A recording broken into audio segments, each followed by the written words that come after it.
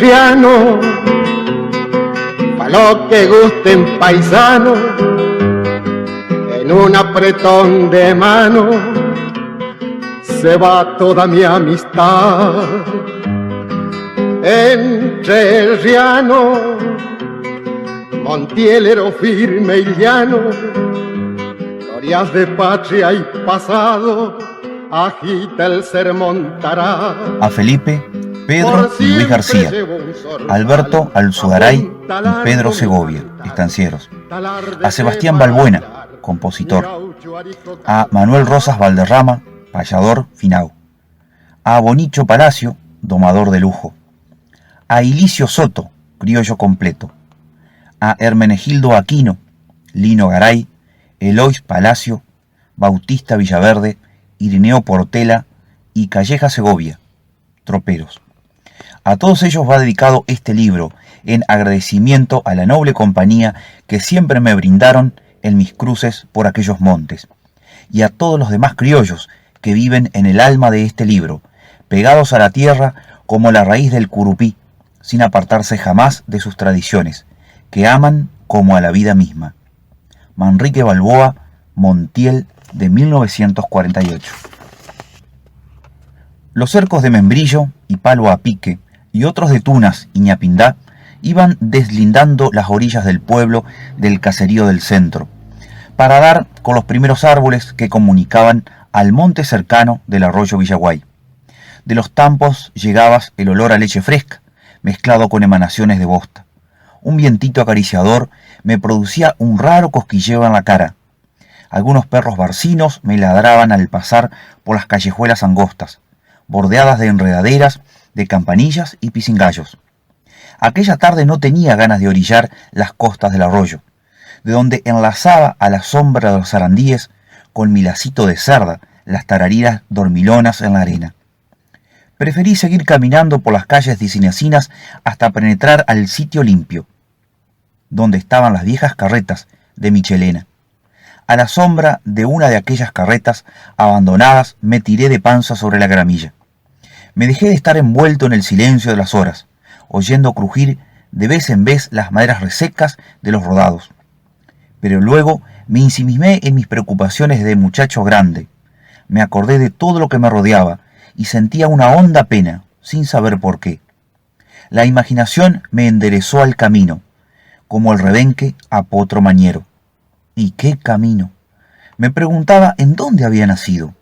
Un viejo me contó que me hallaron recién parido en la barranca de un arroyo, con la cabeza colgada para la corriente, y nada más. La vieja Natalia Torres, mi madre de crianza, nunca me dijo de quién era hijo. Ya tenía 15 años de edad, y unas mujeres que hacían de maestras en el pueblo me habían enseñado a leer y a escribir. En la casa donde me tenían solo vivían viejas y un anciano centenario que estuvo en todas las guerras del país. Solo abandonaba el fogón para dormir. Pensaba que mi vida tenía que tomar otro rumbo, ya que era hijo de nadie. Sentía ansias de rodar tierra. Me habían creado guacho y era hijo del destino. Tenía aleteos de hombre y sin miedo para atropellar a donde fuera. Además, todo lo que había visto en el pueblo me serviría de experiencia. Conocía cuánto boliche y cancha de bochas rodeaban los suburbios.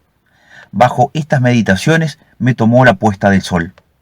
Me enderecé y me puse a desperezarme como pingo viejo entumecido. Miré los talas que rodeaban el sitio de las carretas y a las copas revoloteaban las calandrias despidiendo al sol con sus trinos y silbidos. Aquellos cantos eran interrumpidos por los gritos de algún pirincho novelero.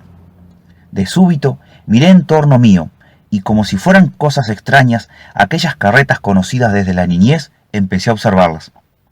De las 5, ninguna conservaba el techo. Otra, toda desvencijada, parecía que si la movían se despedazaba entera. Las maderas se estaban pudriendo. Eran las carretas que hicieron los primeros viajes a Concordia, trayendo las mercaderías para los negocios del pueblo. Cuánta historia tenían aquellas carretas, abandonadas por sus dueños, los vascos Michelena. Provisto de un alambre como de 1 metro de largo, doblado en un extremo, con el cual solía trozar el pescuezo de las lechuzas al vuelo, tomé lentamente el camino de las casas, dejando los últimos rayos del sol a la espalda. Algunas cuadras tenía que caminar, pero no corría prisa en llegar. ¿A qué? Me encontraría con el mismo locro de todos los días. La vieja Natalia arrastrando la chancleta, entrando y saliendo de la cocina, a la vez que cruzaba el patio. El veterano pitando junto al fogón y con el mate en la mano, abriéndose los bigotes con la punta de la bombilla. Dos viejas de vincha rezando junto a las mesitas de los santos milagrosos. Todos los días el mismo cuadro, el mismo churrasco, el mismo locro. Parecía que nunca hubieran aprendido a reír. Sus rostros torvos, bronceados, solo sabían mandar y hacerse obedecer. Al penetrar la orilla del pueblo, empezaron a salirme los perros de cuanto rancho orillaban las calles. Algunos más atrevidos me llevaban a carga, queriendo morderme los garrones. Les hacía zumbar el alambre por las orejas, sin poderlos tocar. Un perro ovejero grandote, de cría cimarrona, mal enseñado, se me vino al humo, queriéndome saltar. A este no le voy a sujetar con el alambre, me dije. Le conocí la intención y lo esperé. Lo atropellé, eché mano a la cintura, saqué el cuchillo y le largué un puntazo a la cabeza. Sobre el envión, con rapidez increíble, se sentó sobre las patas. Conoció el veneno, como el zorro, y no insistió en volver. Se contentó con ladrarme a la distancia, mientras me fue retirando sin perderlo de vista. Era un perro peligroso, por lo traicionero. Ya en los suburbios me encontré con don Basilio el farolero, provisto de una escalerita, un farol y una mecha. Prendía los faroles de las orillas del pueblo. Don Basilio me conocía y se paró conmigo. «¿Qué andas haciendo, muchacho?», me dijo. «¿Y usted, don Basilio? Siempre prendiendo farolitos».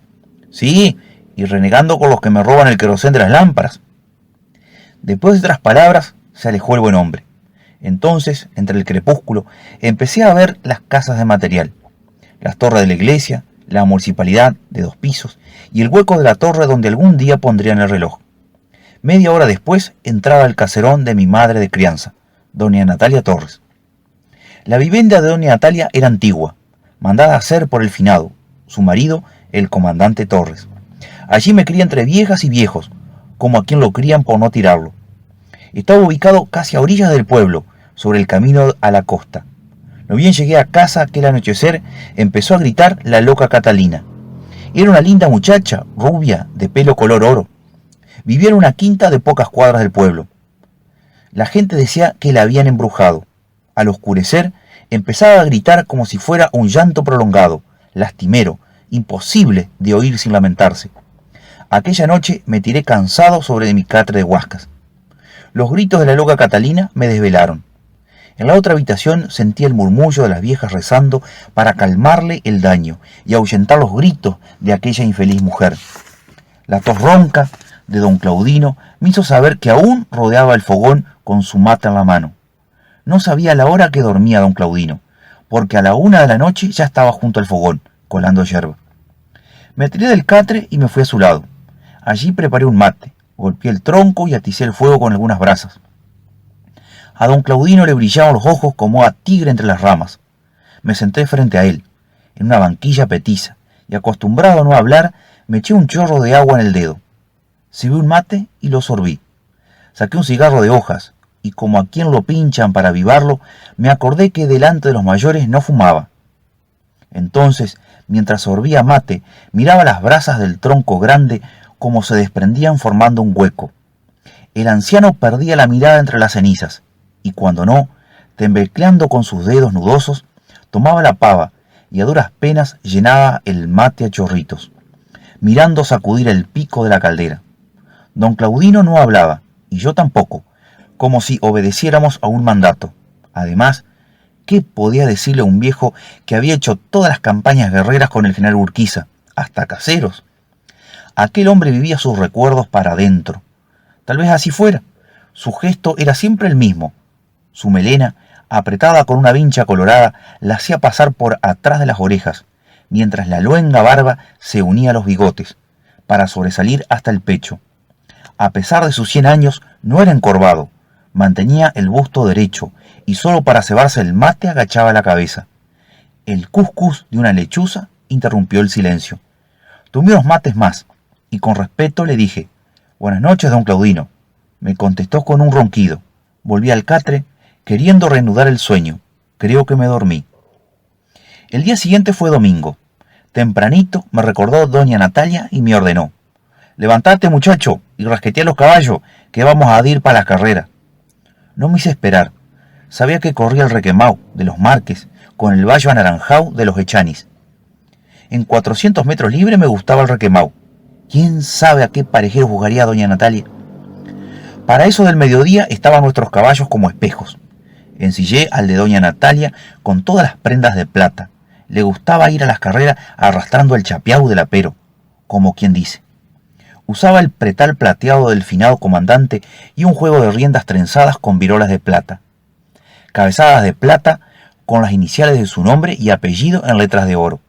Estribos en forma de campana, de pura plata, con pasadores del mismo metal en las estriberas.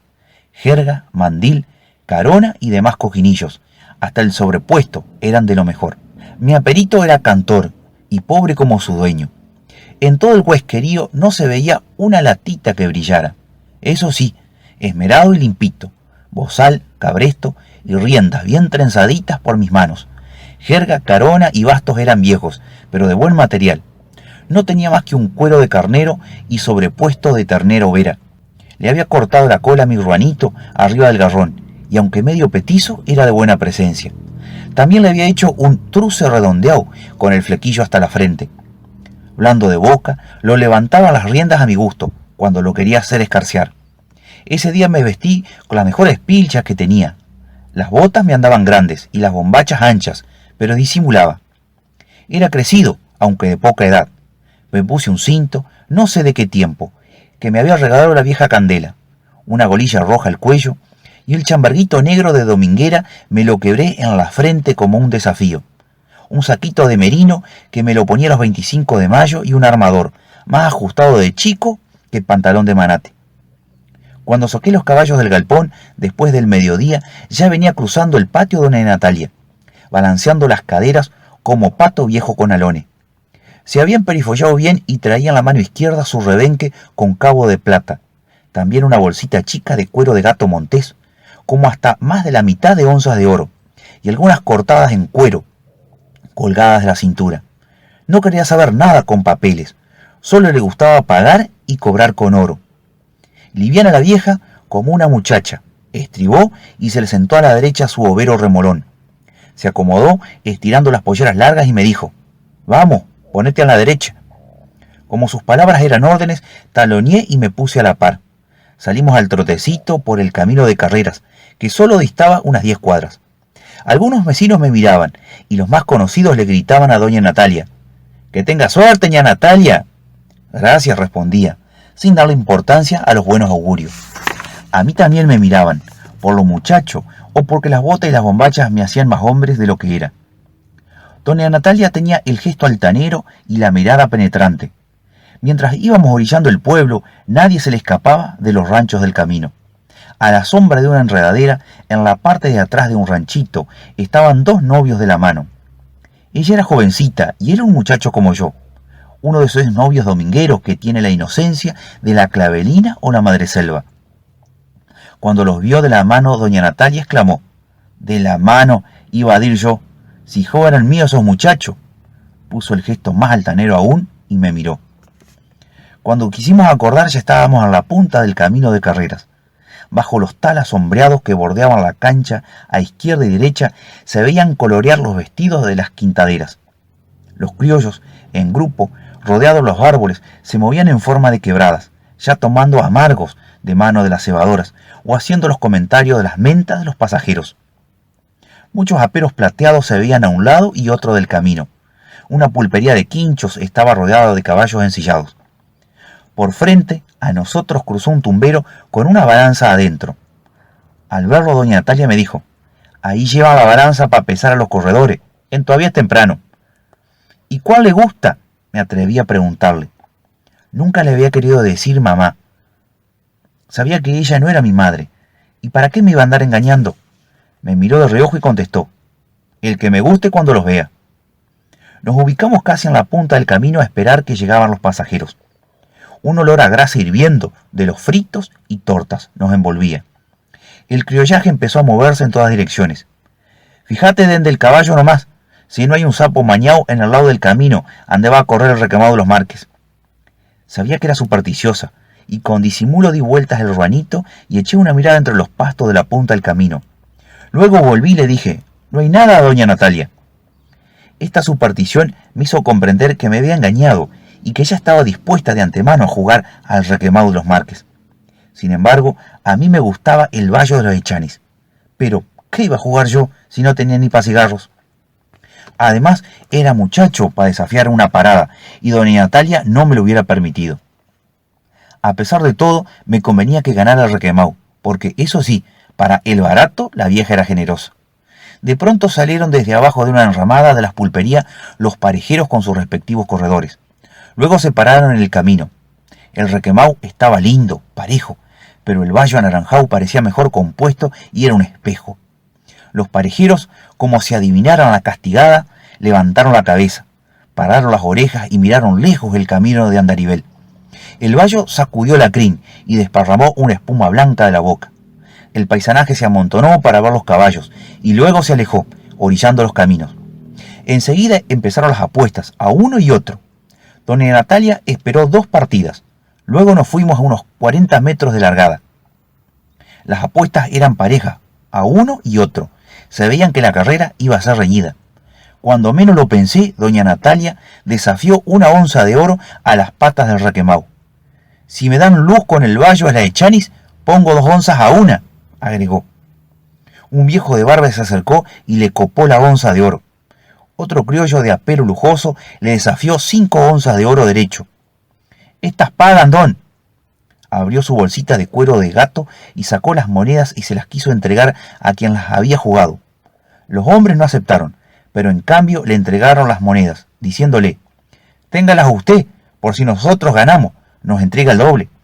Los criollos se rieron muy cumplidos y a la vieja no se le movió una arruga de la cara, mientras volvía a guardar las onzas como si supiera que de su bolsa no iba a salir más. Mientras tanto, el vallo y el requemau habían hecho las primeras partidas. No se hicieron esperar mucho. «¡Ahora y se vinieron!», gritó uno de los más entusiasmados. Cruzaron por frente a nosotros, llevándole medio cuerpo de ventaja el vallo al requemau. Se armó una gritería de apuestas a favor del vallo. Muchos coparon esas paradas. Jugaban patacones y cuartillos. No nos movimos del lugar, y mi compañera era una estatua, con la mirada firme a la distancia, oyendo el pereré de los parejeros entre la polvareda. Pero yo me paré sobre el recado para ver mejor. Me daba cuenta que 400 metros libre era mucho para caballos criollos y que la ligereza iba a aflojar grande a la llegada. Así fue. Aflojó fierazo el vallo anaranjado de los Echanis y el requemau de los Márquez ganó con luz. Me puse contento, como si yo hubiera ganado las onzas de oro. Doña Natalia ni se molestó en mirar a los contrarios. Ya había ganado el oro jugado y era difícil que volviera a copar después o aceptar el desquite. Cerca de nosotros estaban de jarán unas mujeres, entre ellas un mocetón grande de botas y espuelas plateadas. Parecía ser el novio de una de las muchachas. Tenía una risita ensayada que por cualquier tontera la empleaba. Lo estaban haciendo consentir, porque una de ellas le decía a cada momento: «¡Qué lindo cuerpo tenés, Braulio, para pelear! Si yo fuera hombre y tuviera tu cuerpo, peleaba por lujo tú y todos los días». Estas palabras se las repetía a cada instante, y aunque pasaba por broma entre todas, para Braulio no lo eran. Braulio, creído, se cimbraba a un lado y a otro con las manos en las caderas. Las demás mujeres se divertían. Doña Natalia se hacía la que no oía. Mientras esto ocurría, se había concertado otra carrera, y los caballos partían. En la orilla opuesta del camino estaba un gauchito rengo, descarnado y pequeño, desafiando apuestas a uno de los caballos. Usaba alpargatas floreadas y bombachas anchas, que lo hacían más petizo. Con voz ronca desafió una parada por 100 patacones. Al punto, Braulio agregó con aire burlón: «No, tiene con qué salirle el lobuno al manchao». El rengo le contestó sobre tablas: «El que no ha de tener es usted. Le juego la novia contra mi parada si no tiene». Braulio, grandote y de brazos largos, lo increpó: «Mi novia no es freno para que ande en boca de cualquier matungo». Frente a la amenaza de Braulio, el gauchito petizo se le vino como una luz, ganándole ventaja. Pero Braulio ya lo esperaba con la daga en la mano, mientras su contrario empuñaba un cuchillito de un geme de largo. El rengo parecía perderse entre la tierra del camino. Braulio le largaba puntazos y hachazos y no lo encontraba. La táctica del rengo era ganársela abajo de la daga y levantarlo en su cuchillito, haciéndole jugar entre las tripas. Después de algunos quites inútiles, Braulio se enredó las espuelas y cayó de costado, situación que aprovechó el contrario para apretarlo. Con asombrosa agilidad le puso la rodilla en el pecho y el cuchillito de cuerear comadrejas en la garganta, mientras le decía: «Afloje la daga, cuñao, o lo degüello». Braulio aflojó los dedos de la empuñadura y el gauchito de las alpargatas floreadas se apoderó del arma. La gente había rodeado la escena y las mujeres estaban con el Jesús en la boca, menos doña Natalia, que ni pestañeó frente a la pelea. Dio un salto atrás del petizo y se cuadró, a esperar se incorporara su contrario. Abochornado el mozo, se sacudió el polvo, buscando el lado de la novia. Pero el gauchito le alcanzó el arma, diciéndole: «Tome la daga, parcero, y otra vez no facilite a hombre poca figura». Braulio tomó el arma entreavergonzado y el gauchito se alejó rengueando, como si tal cosa. Oí que Braulio le decía a su novia: «Vos tenés la culpa que me consentiste». La gente quedó haciendo el comentario, y mientras tanto el paisanaje hacía lugar a la segunda carrera que se largaba. Nosotros nos alejamos más al centro del camino. Al ver cruzarse las apuestas entre los jugadores, me daban ganas de copar una paradita, respondiendo con mis estribos, aunque más no fuera. Pero con doña Natalia tenía que andar con el pico cerrado u obedecer sus órdenes, y además ella no entraba en conversaciones con muchachos. Desde lejos oí una voz que decía: «Va a correr el Colorado de los Natalios Roldán». Ya estaba concertada la carrera y a los parejeros los acercaban al camino. Bordón mismo iba a correr su caballo. Yo lo conocía porque era vecino nuestro y estuve tentado por pedirle permiso a doña Natalia para ir a ver las primeras partidas del Colorado. La tentación me venció y me atreví a decirle: «Va a correr el Colorado de su tocayo Bordón. ¿Me da permiso ir a verlo como parte?» «Andá y vuelve pronto», me dijo de mal modo, como siempre. Taloneé mi ruanito y marché a trote largo, abriéndome cancha entre el criollaje. Luego me le acerqué mientras se acomodaban en el camino. Quería que Bordón me viera, y si hubiera tenido plata, habría desafiado una parada a las patas del Colorado, para que él me oyera. Me vio Bordón y me sonrió. Se había atado una vincha colorada en la frente, delgado de cuerpo y de regular estatura. Se acodillaba bien en su montado. Pero algunos corredores, como Sixto Bogao y otros, no querían correr con él porque los aturdía a gritos. Gritaba a pulmón lleno, desde que salía hasta que llegaba a la raya. ¿Era una costumbre o un recurso? No sabría explicarlo. Después de haber visto las primeras partidas, me alejé. Me demoré un buen rato. Cuando me vio llegar doña Natalia me preguntó: «¿A qué lado corre el Colorado?» «A la derecha. Parece que va a ganar muy fácil porque el gateao de los Arredondos está de más gordo». «Ajá», me respondió, y me echó una mirada a la punta del camino. Había jugado 2 onzas de oro al Colorado de Bordón. Se cruzaban las apuestas y a uno y otro parejero. Corrían 300 metros. Los gritos de Bordón nos anunció la largada. Pasaron parejos junto a nosotros, como una luz. Bordón gritaba lindo, animado a su caballo, y a gritos ganó esa carrera por medio pescuezo. La vieja cobró lo ganado y echó las monedas a la bolsa con disimulo. Ya tenía una alegría porque había ganado el Colorado de nuestro vecino. Me parecía que era mío y soñaba con tener algún día un parejero de ese pelaje. A 2 por 3 miraba a mi ruanito y me preguntaba: ¿no será ligero en el camino? Frente a nosotros estaba atado a un sulky un doradillo con la paleta y la panza embarrada. De los 2 del sulky, el que manejaba no hablaba. En cambio, el compañero desafiaba una carrera con un viejo pingo embarrado del sulky. El doradillo estaba como dormido, con la cabeza gacha, una oreja caída y la pata encogida. Después de mucho gritar, apareció un mozo, montando en un tobiano negro, y le aceptó el desafío. La vieja Natalia miraba la escena con más penetración que yo. Conocía todas las trampas de las carreras de Andarivel. Lo desataron del sulky al doradillo y lo llevaron a la punta del camino, todo embarrado. El tobiano no era lindo pingo, pero en cuanto empezaron las primeras partidas, se vio la superioridad del doradillo. Un momento después, llegó el viejo que perdió las 5 onzas de oro, buscando desquite. «Le juego, doña, las mismas oncitas que ganó. Voy a las patas de mi pingo viejo, el sulky, que está partiendo con un lindo tubiano». «No me gusta el tubiano, don. Le juego al doradito, si gusta, la misma onza. El hombre no dijo nada y se alejó al tranco, lamentándose de haber errado el golpe. Largaron la carrera y ganó el doradillo fácil.